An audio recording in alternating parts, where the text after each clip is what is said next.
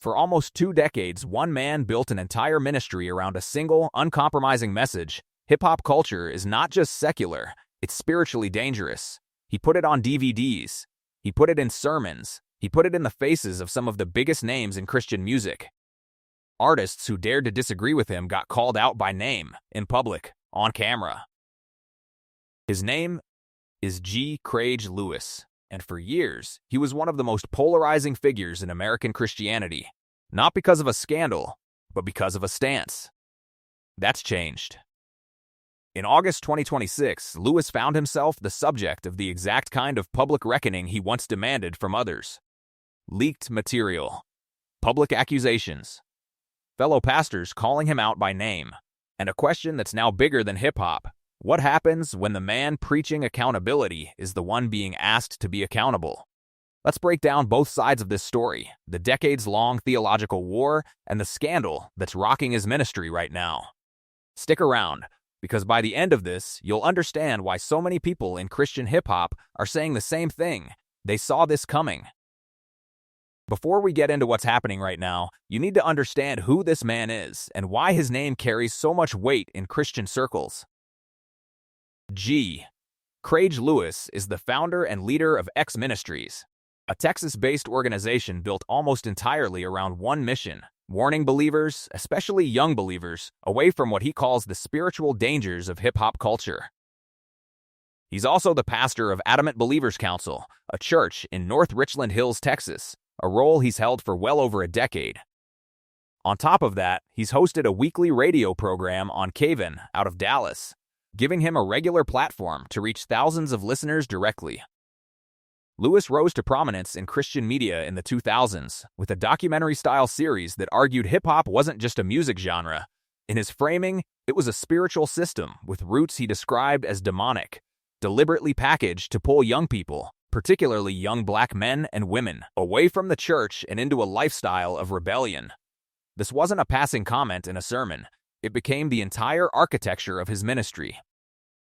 Conferences, youth outreach events, merchandise, all built around the idea that hip-hop as a culture could not be redeemed or repurposed for the gospel. It had to be rejected outright. And here's the thing. This message landed.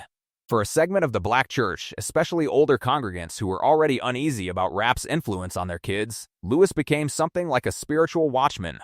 Parents played his material for their teenagers. Youth pastors built entire Bible study curriculums around his arguments. He wasn't a fringe voice shouting into the void. He had real institutional reach. But the more influence he gained, the more direct his conflicts became. And that's where things start to get interesting. Because Lewis didn't just critique hip-hop in the abstract. He went after specific artists, by name, questioning their salvation, their motives, and their discernment on public platforms. Which brings us to the fight that, for years, defined his public reputation before any of the current allegations existed. If you've spent any time in Christian hip-hop circles, you already know where this is going. Lecrae Moore, co-founder of Reach Records, is arguably the most commercially successful Christian rapper of his generation. Grammy wins, mainstream chart positions, collaborations that crossed way outside the gospel music lane. To a lot of young Christians, he represented proof that you could make hip-hop that was unapologetically about faith without watering down either the theology or the artistry. To Lewis, Lecrae represented something closer to the opposite, a case study in exactly the compromise he'd spent his ministry warning about. The public clash between the two played out over years, but it crystallized in a series of exchanges on social media, in interviews, and in Lewis's own teaching material, where he directly challenged Lecrae's approach. Lewis's core argument was consistent. Hip-hop as a culture was birthed out of rebellion, in his words, and no amount of Christian lyrical content could redeem a delivery system he believed was spiritually compromised at its root. For Lewis, it wasn't about whether the lyrics mentioned Jesus. It was about the culture itself, the aesthetics, the posture, the roots, being fundamentally opposed to biblical values. Lecrae's response, echoed by a wide swath of Christian hip-hop artists and pastors who came up in that movement, leaned on a different theological framework entirely. Their argument, culture itself, is neutral. Music, style, language, These are tools, and tools can be redeemed and repurposed for God's use regardless of where they originated. Proponents of this view frequently point to 1 Timothy 4:4, which says that everything created by God is good, and nothing is to be rejected if it's received with thanksgiving. Under that lens, hip-hop isn't inherently demonic any more than a guitar, a paintbrush, or a printing press is inherently demonic. What matters is the intent and content, not the genre's origin story. This wasn't a quiet theological disagreement between two guys on Twitter.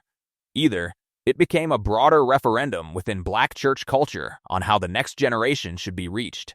Because underneath the artist-specific back and forth was a much bigger question. Does the church meet young people where they are, using the cultural language they already speak? Or does it demand they abandon that language entirely to be taken seriously as believers? And Lewis wasn't just going after Lecrae.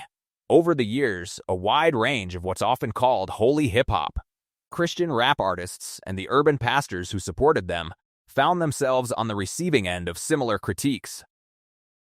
The recurring frustration from that camp was that Lewis was collapsing two very different things into one category: the reckless, hedonistic lifestyle sometimes glorified in secular rap, and rap itself as a medium.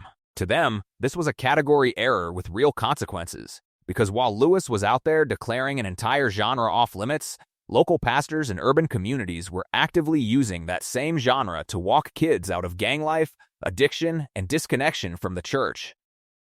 From their vantage point, Lewis wasn't just wrong theologically. He was actively undermining outreach strategies that were working on the ground. What made this fight so durable wasn't just the theology. It was Lewis's method. He didn't just publish op-eds disagreeing with people. He built entire teaching segments naming specific artists, questioning their walk with God, and presenting himself as a kind of discernment authority sitting in judgment over other believers' ministries. That approach earned him a devoted base who saw him as fearless and uncompromising. It also earned him a growing list of critics, inside and outside hip-hop, who felt his certainty had curdled into something closer to spiritual gatekeeping. For close to 20 years, that was the defining controversy of Craige Lewis's public life, a preacher convinced an entire culture was leading young believers to hell, at war with an entire generation of artists and pastors convinced he was doing more harm than good. It's worth sitting with that framing for a second, because it matters for what comes next. A man who spent decades telling other people their ministries were compromised, their discernment was off, and their choices had real spiritual consequences, is now the one being asked those same questions. Here's where we have to be careful, and I want to be upfront about that with you, because this part of the story is still unfolding, and a lot of what's circulating has not been independently verified or confirmed by any court, denomination, or investigative body. What follows is a summary of what has been publicly reported and what has surfaced online, framed as allegations, because that is what they currently are. In mid-August 2026, claims began spreading online accusing Lewis of engaging in multiple extramarital affairs. According to reporting that picked up the story, the material driving the controversy reportedly included leaked audio, video clips, and photographs, along with references to a hard drive said to contain further evidence. Other pastors reportedly live-streamed segments of this material publicly and briefly displayed portions of the video content on a channel known as the BCV channel, short for Book Chapter Verse, around August 18. Among the specific claims circulating is an allegation that Lewis impregnated a woman, and that he pressured or made her terminate the pregnancy. Reports referencing this claim identify the woman by the name Damona. There are also secondhand accounts describing Lewis's wife allegedly praying for this woman to, in her words, go away.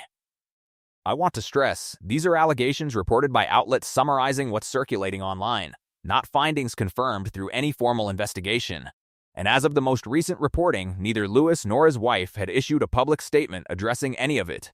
Separately, and over a longer period of time, other individuals connected to Lewis's ministry, including some identified as former members of his church, have come forward on social platforms describing what they characterize as troubling patterns of behavior.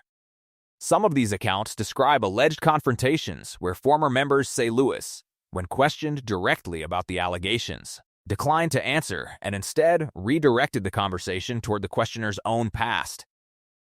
Some describe reaching out to other former members after leaving the church and finding that their independent accounts lined up with each other in ways they found significant. It's important to note these are personal testimonies and characterizations from individuals identifying themselves as former congregants, not the findings of any independent investigation. And Lewis has not been reported as responding to these specific characterizations either. None of what I've just described constitutes a legal finding of wrongdoing. No court proceeding, denominational trial, or independent investigation has been reported as having concluded on this matter as of this recording. What we do know, with more confidence, is that the allegations have generated a significant public reaction, inside and outside Lewis's own ministry circle, and that reaction is really the second half of this story. When allegations like this surface against a public ministry figure, one of the most telling things to watch isn't the accusation itself, it's how other leaders in that same space respond. Do they close ranks? Do they stay silent? Or do they speak? In this case, several voices in Christian media did not stay quiet. Pastor Fred Price Jr. addressed the situation directly in a widely circulated video. Rather than rendering a verdict on guilt or innocence, which again isn't his to render, his message centered on process and posture.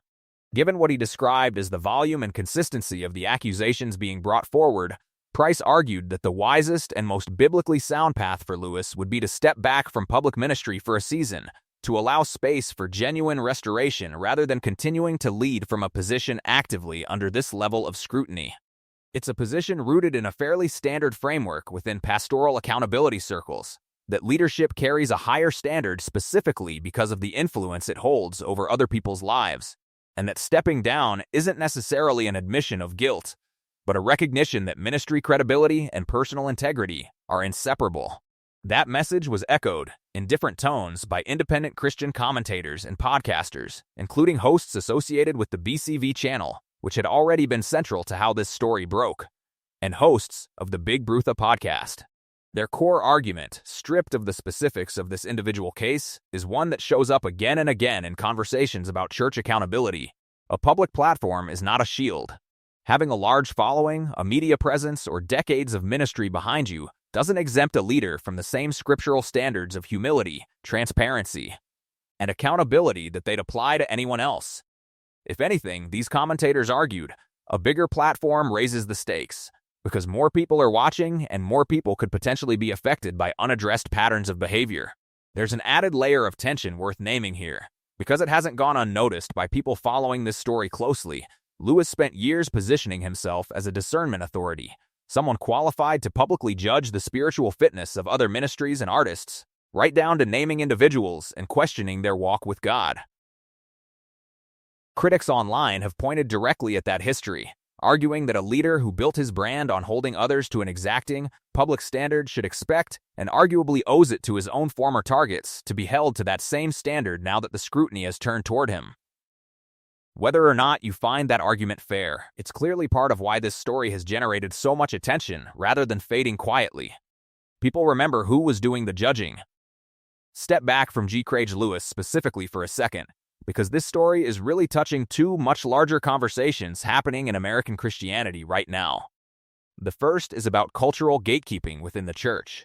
Who gets to decide what forms of art, music, and expression are compatible with faith, and what happens when that gatekeeping becomes personal, naming names and questioning individual salvation rather than engaging ideas. The hip-hop debate Lewis spent 2 decades fighting isn't unique to him.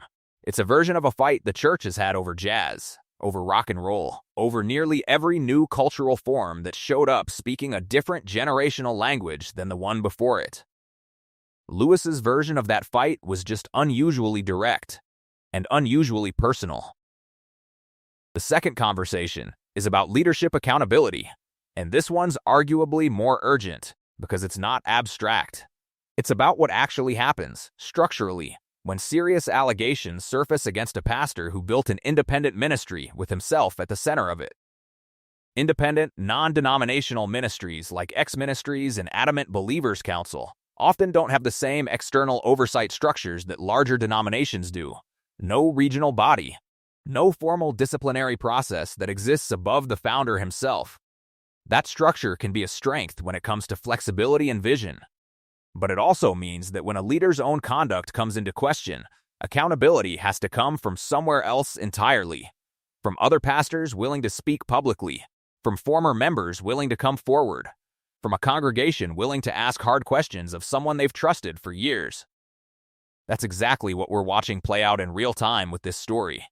And it's worth remembering, as of this recording, this is still developing. Lewis has not issued a detailed public response to the specific allegations. No formal investigation outcome has been reported. Anyone following this should keep watching for verified updates, rather than treating any single leaked clip or secondhand account as the final word, on either side. So where does that leave us? A ministry built for nearly 20 years on the premise that an entire culture needed to be called out, confronted, and held to account, now facing calls for exactly that kind of accountability itself. Whether you were ever on Lewis's side of the hip-hop debate or firmly in Lecrae's camp, this moment raises a question that applies well beyond one pastor. What do we actually do as a church community when the person setting the standard is the one who needs to meet it? I'll be tracking this story as it develops, and if Lewis or his ministry issues a formal statement, I'll bring you a follow-up with an update. If you found this breakdown useful, drop your take in the comments. I want to know where you land on the accountability question specifically, not just the hip-hop debate. Hit subscribe if you want to be here for the next update on this story, and I'll see you in the next video.